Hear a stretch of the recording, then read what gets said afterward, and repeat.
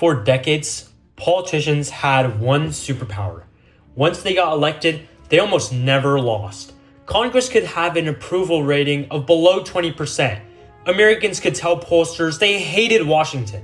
Trust in government could fall to historic lows. Yet incumbents still won more than 95% of the time. In 2024, House incumbents won re-election at a rate above 96%. Out of every 100 members of Congress who wanted their jobs back, only about 4 lost them. That was one of the safest rules in American politics. But in 2026, something feels different.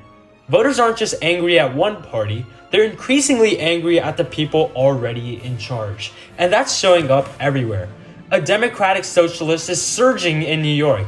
Anti-establishment Republicans continue winning primaries. Candidates from completely different ideologies keep succeeding with the exact same message. The people already running the system are not getting the job done. And honestly, it isn't difficult to understand why that message resonates. For many young Americans, buying a home feels less realistic than it did for their parents.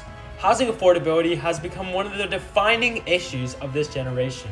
The national debt has now surpassed $40 trillion. The cost of living continues to dominate voter concerns. And regardless of whether voters blame Democrats, Republicans, or both, many increasingly feel that the people running the country are not solving the problems they care most about. Now, there is an explanation. Maybe this is just a normal midterm cycle. Historically, the party in power almost always struggles. Republicans lost Congress in 2006, Democrats suffered massive losses in 2010, Republicans lost 40 House seats in 2018.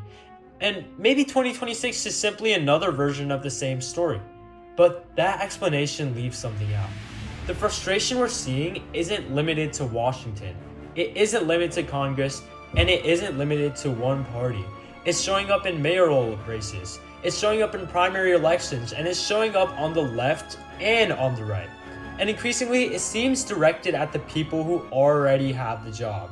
That matters because the most influential political movements of the last decade share something surprisingly in common. Donald Trump, Bernie Sanders, and Zohran Mamdani disagree on almost every single policy. Different ideologies, different policies, different visions for the country, yet all three became popular by making essentially the same argument. The people currently running the system are failing. And that brings us to a question that may define American politics over the next decade. What happens when voters stop viewing experience as solution? Because the incumbency advantage only works when voters believe experience creates solution. Years in office stop looking like expertise, they start looking like accountability. Influence stops looking like effectiveness, it starts looking like ownership. And seniority stops looking like wisdom, it starts looking like misresponsibility. For most of modern American history, experience was political money. Every election victory made politicians stronger. Every year in office increased their influence, and every committee assignment expanded their power by tons. But what if voters have started treating experience differently?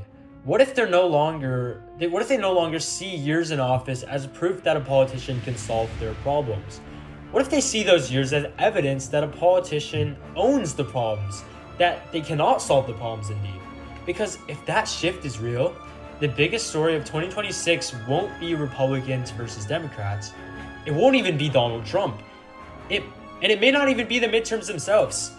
It will possibly be that one of the oldest rules in American politics is quietly breaking down. Because if incumbency no longer protects incumbents, American politics is about to become far less predictable than it has been for the last half century. And years from now, 2026 may be remembered as a turning point, the moment where voters stopped rewarding experience and started demanding change.